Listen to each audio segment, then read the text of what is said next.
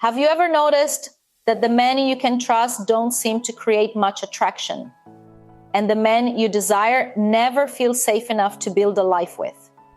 If you are a strong woman, that is probably not an accident. In fact, it may be one of the most predictable consequences of becoming the woman everyone depends on. By the end of this video, you will understand why so many intelligent, capable women feel trapped between men they can trust but don't desire, and men they desire but can trust, and why that trap isn't bad luck, bad taste, or a character flaw. It is a completely logical outcome of who you had to become to get where you are. Now, I want to plant something in your mind right now before we go any further. I am going to come back to it later, so hold on to it. Most women assume their biggest fear is ending up alone or ending up with the wrong person again. Agree? But what if that is not the fear that is actually running the show? What if your biggest fear is not being rejected, but being truly loved? Yep, I know that sounds a little strange, maybe even ridiculous. Just set it aside for now. I will show you exactly what I mean. Oh, and by the way, this video is not going to tell you to lower your standards, or to be softer, or to make yourself smaller. It is not going to blame you for what has not worked. What it is going to do is invite you to look at the invisible things running quietly in the background of every relationship you have ever had, the real deal. So let me describe something and tell me if this lands. You figured things out, maybe out of necessity, maybe over years of learning that if you wanted something done right, you had to do it yourself. You built a career, a life, a reputation as the person who handles everything. From the outside, everything looks under control. And mostly, it is. Your finances, your home, the hard conversations at work, the emotional weight of the people around you. You are the person people call when things go sideways because you are the one who knows what to do. Well, you are tired, not just physically. Tired in a way that sleep does not fix. Tired of carrying all of it. Tired of being the one who figures everything out alone. Tired of not having anyone to depend on. And underneath all that competence and busyness, there is a loneliness you have gotten very, very good at not naming. You've noticed the pattern. The relationships that feel safe never feel exciting. The ones that feel exciting never feel safe. No matter which direction you go, you keep ending up at the same place. What you are experiencing makes more sense than you think, and I am going to show you exactly why. But first, hold this question.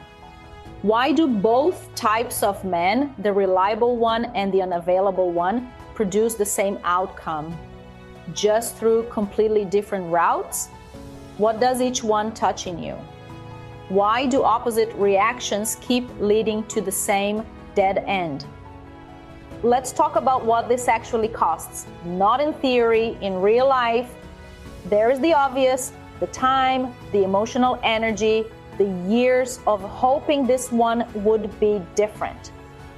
But underneath all of that is something that rarely gets named out loud. Resentment.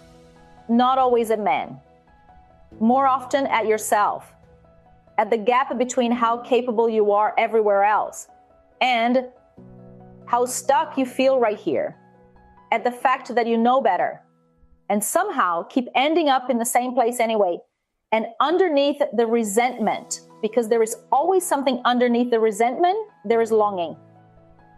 Let yourself feel this for a moment because we tend to rush past it very fast.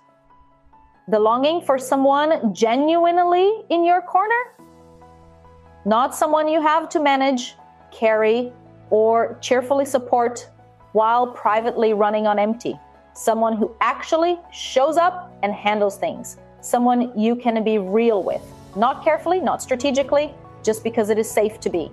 Someone who wants you, not your capability, not your usefulness. You, the longing to stop performing. to stop earning your place in a relationship, to just be.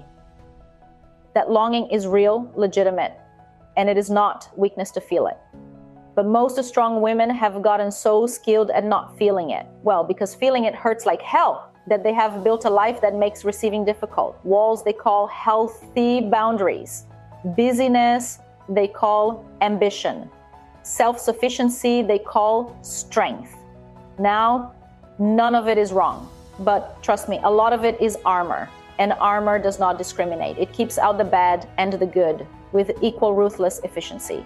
So let's look at what is actually happening here. Because this oscillation I just described, unsafe but boring versus exciting but unavailable, is not random. It is a perfect, predictable, logical system. Okay, so the nice guy type feels safe. He is present, consistent, and his interest is crystal clear. No chase, no uncertainty, and because there is no butterflies, something in you goes quiet. Not peaceful quiet, flat quiet, the kind that makes you wonder. Is there something wrong with me for not feeling more than I do? The Marverick type does something completely different. He activates you. Just enough uncertainty that your brain works overtime, trying to read him, earn him, understand what his signals actually mean. The pursuit starts to feel like passion. The mistaken chemistry feels like depth. For a while, it is real connection, just not the sustainable kind. But here is what nobody says out loud. Hold on to this because it is the most important thing here. Both patterns protect you. And from the same thing. The nice guy is safe because the stakes never feel high enough to actually open up. He's not going to demand that you be truly seen. There is no risk of real intimacy.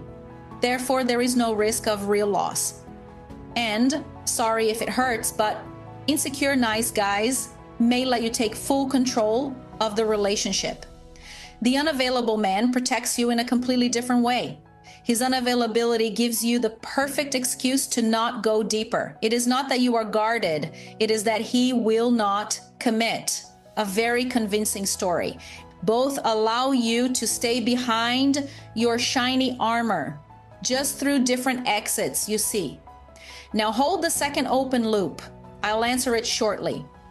Why does a good man, when finally shows up, consistent, present, ready to commit, sometimes feel wrong, boring, like chemistry is missing?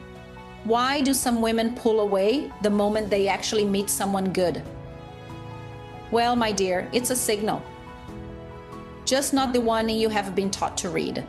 Before we go deeper, if this is already putting words to something you have felt for a long time, please subscribe to this channel. This is exactly the kind of a content we'll hear.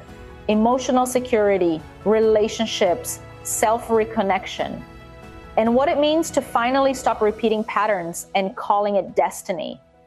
Now, I need to tell you something personal because I think it matters. I did not come to this work from the outside. I came to it as someone who lived every single thing I just described. I was what I now call a Wonder Woman. Capable, reliable, always holding it together. The person everyone leaned on when things fell apart, professionally, personally, and emotionally. I could solve everyone else's problems. I ran projects, led large global teams, and navigated complicated situations with my eyes closed. But when it came to relationships, my mind had a completely other plans. For a long time, I attracted very specific relationships. From abusive to dismissive, smothering to ice cold. I thought the problem was the men, then the problem was me.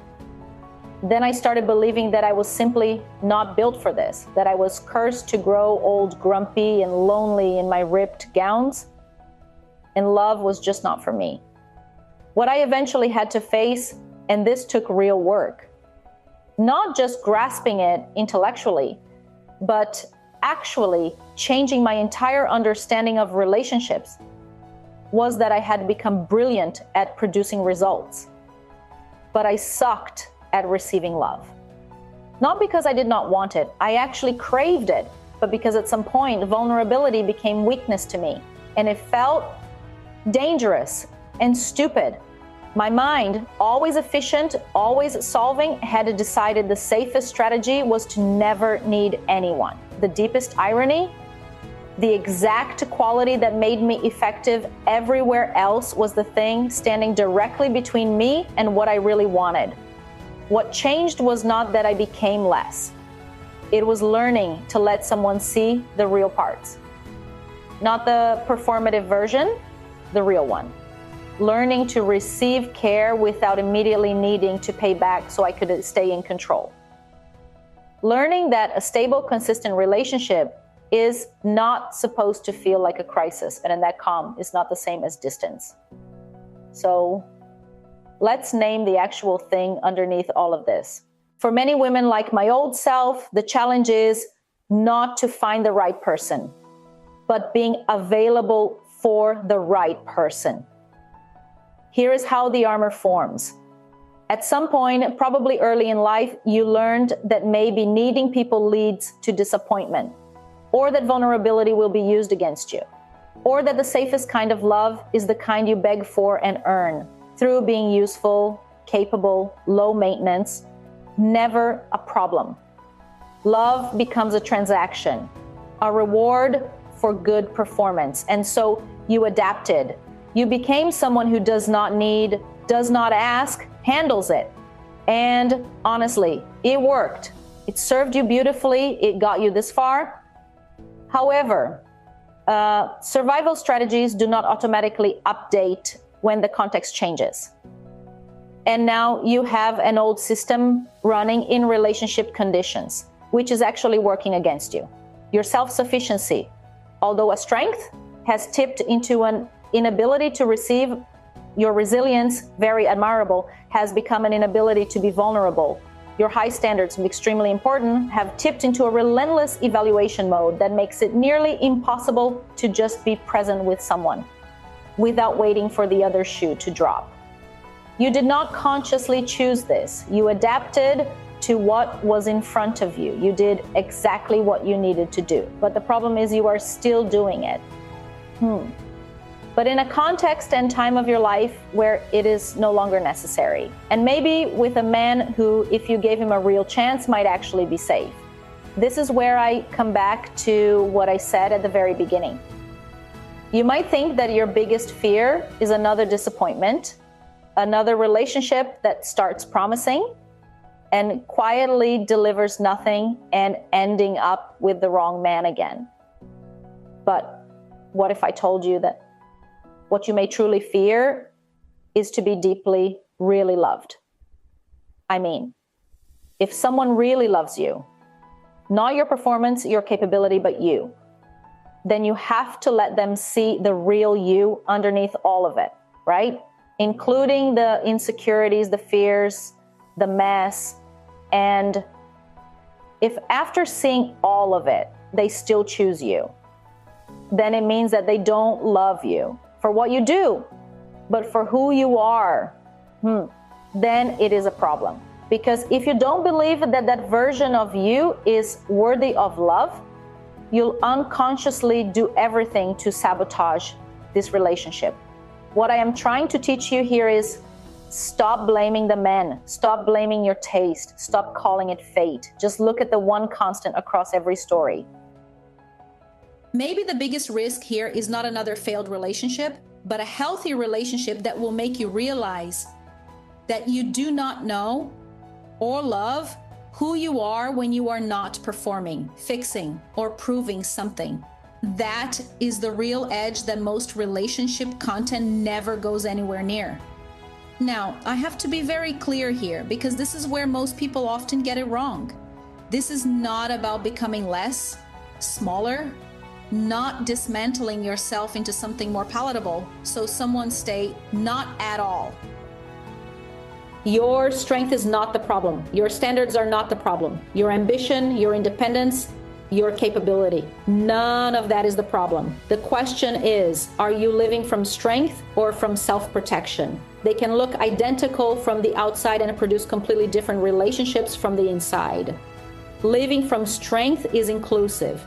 I can handle things and trust others. I have high standards, and also give a genuinely good man a real chance. I am capable and I can be vulnerable. I am independent and I can allow myself to be taken care of. Living from protection is exclusive. I must control everything or it'll fall apart. I'll stay self-sufficient or I'll have to depend on him and become a burden. I'll keep a safe distance until he proves himself.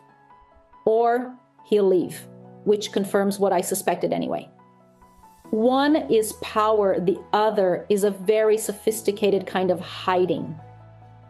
Well, you may be thinking, what do I do to change that, Karen? Okay, 4 things. First, building the ability to stay present when closeness gets uncomfortable, instead of automatically shutting down. Healthy relationships have moments of vulnerability, conflict, uncertainty, flatness. If every time the temperature changes you armor up or start quietly planning the exit, you will sabotage every connection that could be real. And remember, patterns create destiny. Second, learning to receive, not just compliments, care, support, being helped, being held. Most strong women resist receiving in ways they have never even noticed. Pay attention when someone offers you something. Is your first instinct to deflect, minimize, or immediately reciprocate so you don't feel bad? That reflex is worth watching closely. Third, learning to tell lack of intensity apart from incompatibility. Consistent, present, emotionally available. Can feel boring, flat, too easy, like something is missing. And when your mind has been accustomed to chaos, peace may look like a red flag. That is just your calibration. And it is resettable. And fourth, letting yourself be known, not the perfect version, actually known. The strength and the softness, the competence and the confusion, the capable woman and the one who sometimes has no idea what she's doing and is quietly terrified. Because love is like tree roots. It can't stand a surface. It needs something deep to grow into. And the soft, vulnerable you, underneath all of that armor, is far more lovable than your accomplishments. She always has and she will always be. Okay, the goal isn't to stop being strong. The goal is to stop needing to be strong every single minute of every single day. There is a version of you who is still fully, completely yourself, capable, brilliant, accomplished, and also has someone who sees all of her, who holds space for the parts she does not usually show, someone she can actually exhale with. That version is not naive. It is not exclusive to women who are somehow less complicated or luckier or more open than you. It is available to you. The path runs directly through what you have been protecting yourself from. The armor kept you safe when you needed it, but hey, it shouldn't define you. The right relationship alongside your own honest inner work will not take the armor from you by force. It will make you feel safe enough to lay it down, piece by piece. And it is simply wonderful. That is the work, my dear. And it is one of the most worthwhile accomplishments you will ever endure. I promise you. Now, if this video resonated or if something landed in a way that made you think, please comment below which part hit the hardest. I want to know how it landed. And if you want more of these, subscribe to this channel and follow me on Instagram. The link is in the description. Hope to see you in the next chat.